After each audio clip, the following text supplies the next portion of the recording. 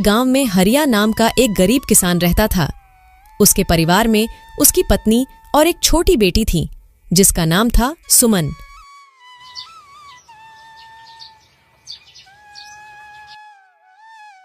हरिया की अपनी कोई जमीन नहीं थी, इसलिए वह दूसरों की जमीन पर खेती करता और जो कुछ पैसे मिलते उससे अपने घर का गुजारा करता था। पिछले कुछ दिनों से हरिया को गांव में कहीं भी काम नहीं मिल रहा था, जिससे वह बहुत परेशान था।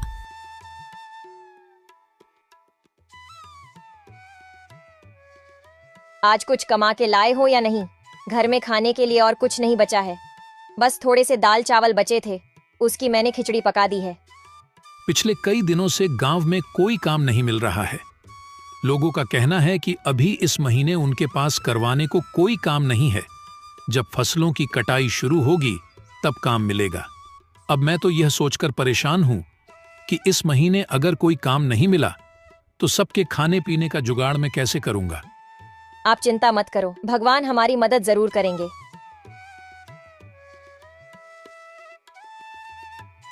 पापा, इस बार गांव में जो मेला लगेगा उसमें आप मुझे गुड़िया दिलाओगे ना? अगली बार तो आपने यह कहा था कि अभी मैं बहुत छोटी हूँ, अगले साल तक मैं बड़ी हो जाऊंगी। अब तो मैं बड़ी हो गई हूँ, तो अब तो मुझे गुड़िया दिलाओगे ना? हाँ बेटा, इस साल मैं तुम्हें जरूर गुड़िया दिलाऊंगा। अब चलिए खाना खा लीजिए, ठंडा हो रहा है।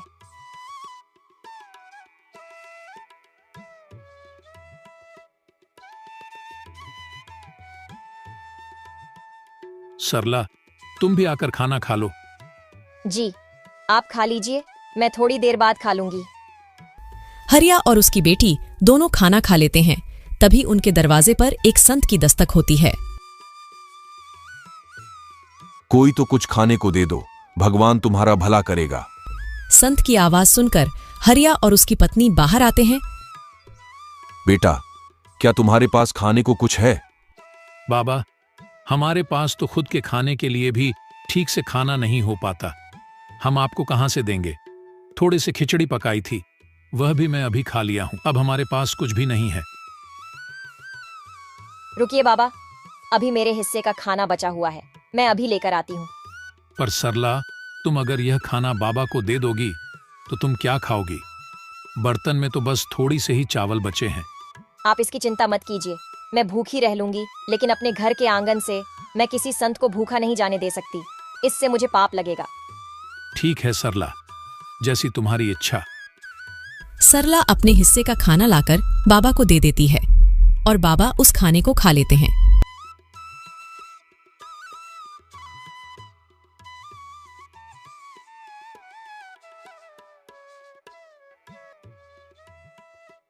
बेटा, तुमने मेरी भूख मिटाई है, मैं तुम्हारा बहुत आभारी हूं। एक भूखे व्यक्ति को खाना खिलाना सच में पुण्य का काम होता है, और यह पुण्य तुमने आज कमा लिया है बेटी।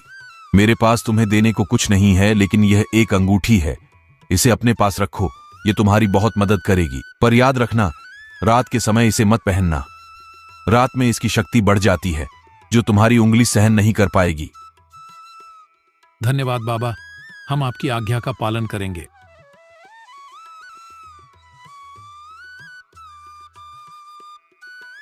संत के जाने के बाद हरिया अंगूठी को देखकर सरला से कहता है, इस अंगूठी में ऐसा क्या है जो बाबा ने हमें इसे देने के लिए चुना? शायद ये हमारे अच्छे कर्मों का फल है। आपने सुना तो होगा ना, हमारे अच्छे और बुरे कर्मों का फल हमें जरूर मिलता है। चलिए अब अंदर चलते हैं। पर सरला, अपने हिस्से का खाना तो तुमने बाबा को दे दिया, अब तुम क्या खाओगी? काश हमारे पास थोड़े से और चावल होते।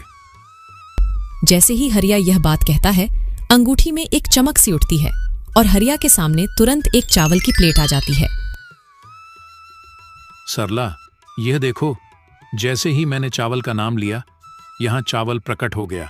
यानी कि यह अंगूठी सच में जादुई है, इससे हम कुछ भी खाने को मांग सकते हैं। अरे वाह, ये तो बहुत अच्छी बात है। तो आप इससे थोड़ी पूरी सब्जी मांगे ना, मेरा काफी दिन से पूरी सब्जी खाने का मन कर रहा था। ठीक है सरला, मैं अभी मांग कर देखता हूँ। हे अंगूठी, हमें थोड़ी सी पूरी सब्जी दे दो। हरिया के कहते ही फिर से अंगूठी में एक चमक सी उठती है और हरिया के सामने पूरी सब्जी की प्लेट आ जाती है। उसको देखकर सरला और हरिया बहुत खुश हो जाते हैं। अरे वाह, कितने दिनों बाद आज पूरी सब्जी देखने को मिली है। चलो अब हम सब बैठकर इसे खाते हैं। ऐसे वह सभी उस दिन भर पेट भोजन करते हैं। अगले दिन सुबह पापा, आज गांव में बहुत बड़ा मेला लगने वाला है। मैंने अपने दोस्तों से सुना था। आज आप मुझे गुड़िया दिलाओगे ना? हाँ मेरी प्यारी गुड़िया, इस बार मैं तुम्हें जरूर गुड़िया दिलाऊंगा।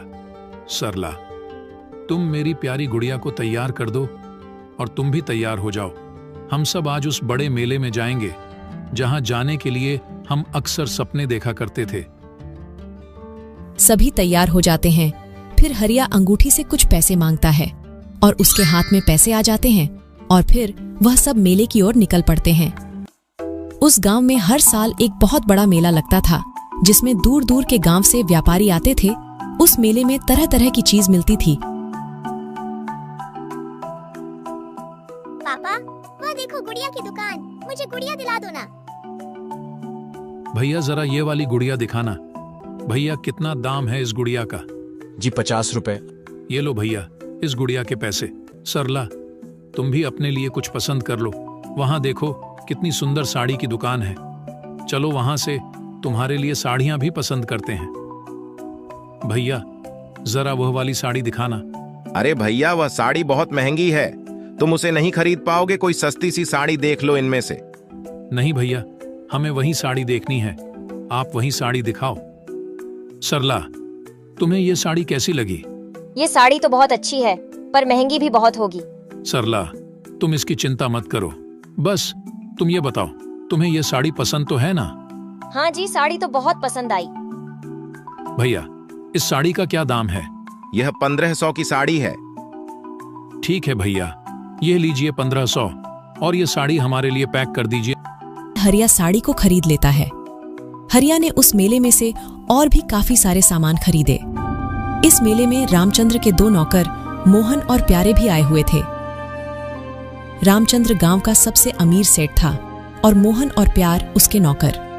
जब मोहन और प्यारे ने हरिया को बहुत सारा सामान खरीदते हुए देखा तो वे दोनों आश्चर्य में हो जाते हैं। मोहन, ये देख, ये तो वही हरिया है ना जो अक्सर अपने गरीबी पर पूरे गांव घर में रोता रहता है। ये देख कैसे सामान खरीद रहा है। आखिर इसके पास इतने सारे पैसे कहां से आए? हाँ प्यारे, यह तो वही गरीब किसान हरिया है। अभी 2 दिन पहले ही तो यह सेठ जी से काम मांगने आया था, पर सेठ जी ने इसे काम देने से मना कर दिया था। चल उसी से पूछ कर देखते हैं। दोनों हरिया के पास आते हैं। और भाई हरिया, कैसी चल रही है खरीदारी? लगता है बहुत सामान खरीदा है आज। हरिया जादुई अंगूठी की बात को छुपाते हुए कहता है। नहीं भाई, बस वह थोड़ा बहुत घर के लिए सामान है, बस और कुछ नहीं। अच्छा हरिया भाई, तुम तो 2 दिन पहले तो सेठ जी से काम मांग में आए थे ना? लगता है तुम्हें कहीं पर काम मिल गया है। हाँ भैया, कहीं और काम मिल गया था तो बस उसी से बच्चों को मेला घुमाने ले आया। अच्छा हरिया भाई, तुम करो खरीदारी, हम चलते हैं। दोनों नौकर वहां से चले जाते हैं। हरिया का परिवार मेला घूमने के बाद घर आ जाता है। आज उनके परिवार के चेहरे पर अलग ही चमकते सभी बहुत खुश थे। पापा, आज तो मेरे पास बहुत सारे खिलौने हैं। अब मैं अपने दोस्तों को यह खिलौने दिखाऊंगी। मेरे पास भी बहुत सारे खिलौने हो गए हैं। हाँ बेटा, क्यों नहीं। अब से तुम्हें जो भी चीज चाहिए तुम अपने पापा से मांग लेना, वह तुम्हें मना नहीं करेंगे। इस तरह हरिया के दिन हंसी खुशी गुजर रहे थे।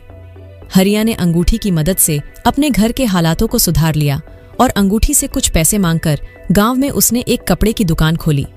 दुकान खोलने के साथ ही हरिया की दुकान चल पड़ी। उसकी दुकान पर तरह तरह के कपड़े थे, एक से बढ़कर एक। ये सब हरिया ने उस अंगूठी की मदद से हासिल किए थे। नए नए डिजाइन के कपड़े होने की वजह से हरिया की दुकान पर अक्सर ही लोग की भीड़ रहा करती थी। अब यह बात धीरे धीरे पूरे गांव भर में फैल रही थी कि हरिया जो कितना गरीब था वह अचानक से अमीर हो गया है और उसने गांव में एक बहुत बड़ी कपड़े की दुकान खोली है। अरे भाई, मैंने सुना है कि हरिया ने गांव में कोई दुकान खोली है। हाँ भाई, मैंने भी सुना है हरिया ने बहुत बड़ी दुकान खोली है। अरे भाई, मैं तो उसकी दुकान को देखकर भी आया हूँ। हरिया ने वाकई में बहुत बड़ी दुकान खोली है और उसके पास नई नई प्रकार के कपड़े हैं। अच्छा, आखिर ये कैसे हुआ? हरिया के पास दुकान खोलने के लिए इतने पैसे आए कहां से? भाई, इस बारे में तो मुझे नहीं पता। बस मुझे इतना ही पता है कि उसमें गांव में एक बहुत बड़ी कपड़े की दुकान खोली है। हे भगवान, काश मेरे पास भी इतने पैसे होते तो मैं भी अपना कोई छोटा सा कारोबार खोल लेता। अरे भाई, पैसे नहीं है तो तुम अब हरिया से उधार ले लो। हरिया दिल का बहुत नेक इंसान है, वह तुम्हें जरूर उधार दे देगा। हाँ, तुम ठीक कहते हो। मैं हरिया से एक बार बात करके देखता हूँ। यार, कुछ पैसे तो मुझे भी चाहिए थे। मुझे भी अपना छोटा सा कारोबार शुरू करना है। क्यों ना हम कल हरिया से बात करके देखें, क्या पता हरिया ही हमारी कुछ मदद कर दे। वह लोग इतनी बातें कर ही रहे थे, तभी उन्होंने देखा कि हरिया वहीं से गुजर रहा था। रामू ने हरिया को आवाज लगाई। अरे हरिया भाई, कहाँ जा रहे हो? कहीं नहीं भाई, बस तुम्हारे पास ही आ रहा था। बहुत दिन हो गए थे तुमसे मिले, सोचा तुमसे भी मिलता आऊं। हरिया भाई, मैंने सुना है कि तुमने कपड़े की बहुत ही बड़ी दुकान खोली है। हाँ भाई, बस इसी बारे में मैं तुम्हें बताने आया था। मैंने एक कपड़े की दुकान खोली है और अब उस दुकान से मेरी अच्छी कमाई हो रही है। पर तुमने दुकान कैसे खोली? तुम्हारे पास इतने पैसे कहां से आए?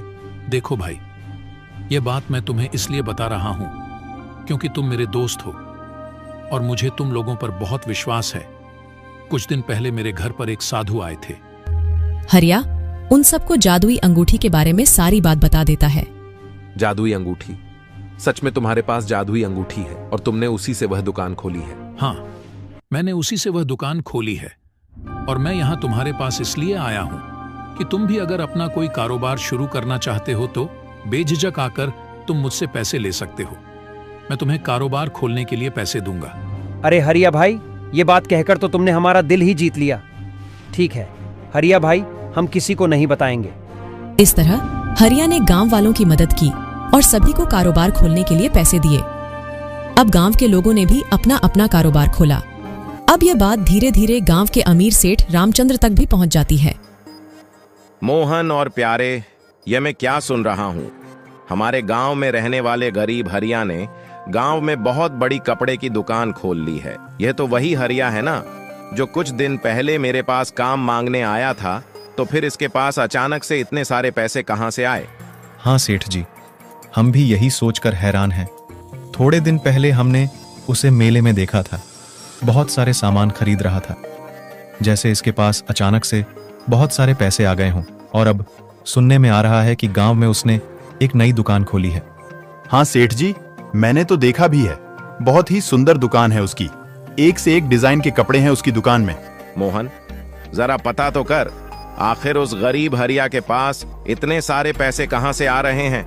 आखिर ऐसी कौन सी लॉटरी लगी है उसके हाथ में जो कुछ ही दिन में वह इतना माला माल हो गया है?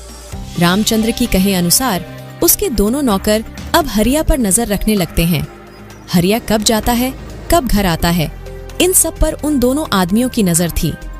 एक दिन जब हरिया रात के समय घर आता है, तब मैं दोनों आदमी चुपके से उसके घर के पास खड़े हो जाते हैं। वह देखते हैं कि रामू अपने हाथ में से अंगूठी निकाल रहा है और अपनी पत्नी से कह रहा है, सरला, अभी मैं इस अंगूठी को निकाल देता हूं। काफी रात हो गई है, सुबह इसे पहन लूंगा। वैसे भी अब हमारे पास भगवान का दिया सब कुछ है। अब इस अंगूठी से हमें और कुछ नहीं चाहिए। मुझे लगता है अब इस अंगूठी को हमें संभाल कर रख देना चाहिए, क्योंकि अब मेरा कारोबार भी काफी अच्छा चल रहा है। तो अभी हमें इस अंगूठी की जरूरत नहीं है। मैं सोच रहा हूं कि इस अंगूठी को मुझे किसी जरूरतमंद को दे देना चाहिए, जो मेरी ही तरह गरीब और ईमानदार हो, जो इस अंगूठी का सही इस्तेमाल करे।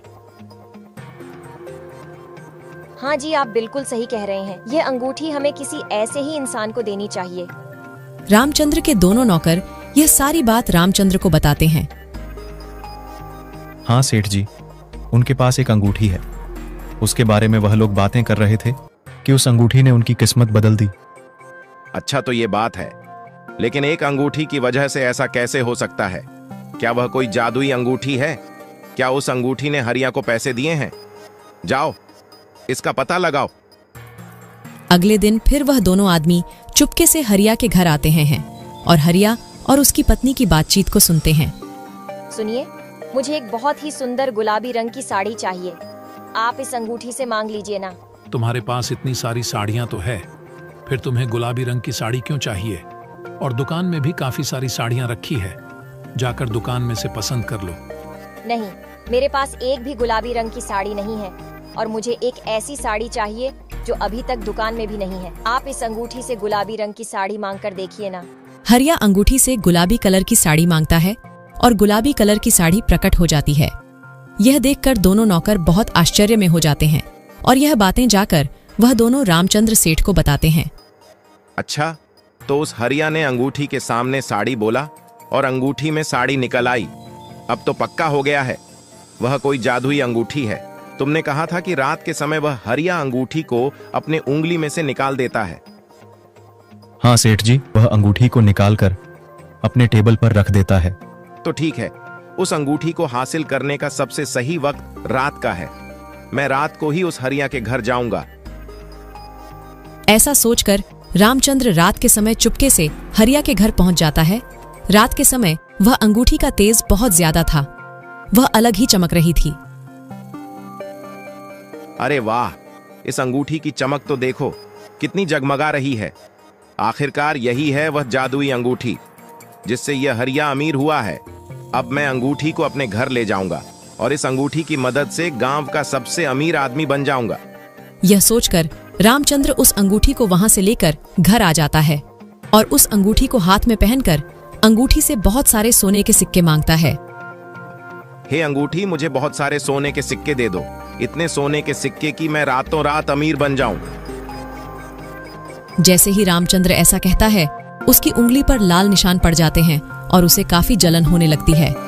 रामचंद्र दर्द से कहराते हुए उस अंगूठी को फेंक अस्पताल की ओर भागता है। रामचंद्र अस्पताल पहुंचता है और डॉक्टर को अपना हाथ दिखता है। यह कैसे हुआ? इतनी ज्यादा चोट तुम्हें कैसे आई? तुम्हारा हाथ तो पूरी तरह से घायल है। मैं अभी इसकी पट्टी कर देता हूं। डॉक्टर रामचंद्र के हाथों की पट्टी कर देता है और उससे कहता है, देखो, मैंने तुम्हारी पट्टी तो कर दी है, पर तुम्हारे हाथों के जख्म बहुत गहरे हैं। इसे ठीक होने में कम से कम 2 महीने का समय लग जाएगा और 2 महीने तक तुम्हें अपने हाथों का ध्यान रखना होगा। यह सुनकर रामचंद्र बहुत दुखी होता है। यह सब उस अंगूठी के वजह से हुआ है। न मैं उस अंगूठी को चुराता और ना ही मेरे हाथ का यह हाल होता। इतनी जलन हो रही है मेरे हाथ में, क्या बताऊं।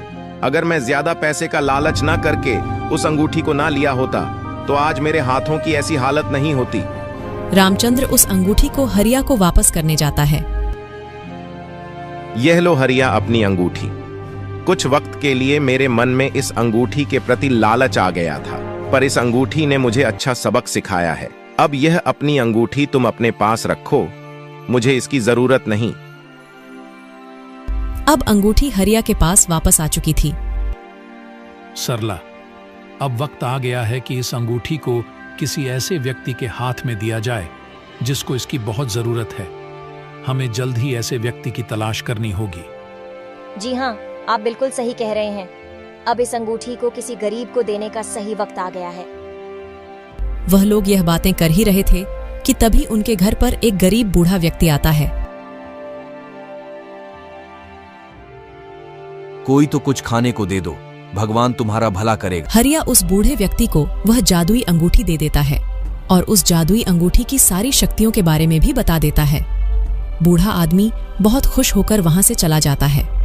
थोड़ी दूर जाकर वह बूढ़ा आदमी वापस अपने संत के रूप में आ जाता है। वह बूढ़ा आदमी और कोई नहीं बल्कि वही संत था जिसने हरिया को वह जादुई अंगूठी दी थी और वह अब अपनी अंगूठी वापस लेने आया था। हरिया का जीवन अब सुधर चुका था। हरिया ने उस अंगूठी की मदद से अपने जीवन को ही नहीं सुधरा बल्कि गांव के लोगों के जीवन को भी बेहतर बनाया।